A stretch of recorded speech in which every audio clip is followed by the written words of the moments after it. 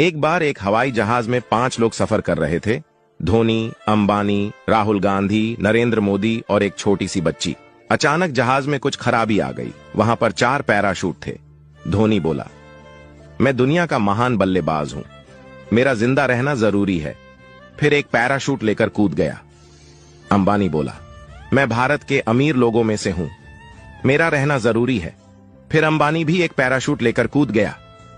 राहुल गांधी बोला, मैं इस देश का सबसे लोकप्रिय नेता हूं, मेरा जिंदा रहना जरूरी है। फिर वो भी एक पैराशूट लेकर कूद गया। नरेंद्र मोदी बच्ची से बोले, बेटा आप देश की भविष्य हो, जाओ आप आखिरी पैराशूट लेकर कूद जाओ। बच्ची बोली, लेकिन यहां पर तो 2 पैराशूट है, राहुल गांधी तो मेरा स्कूल बैग लेकर कूद गए।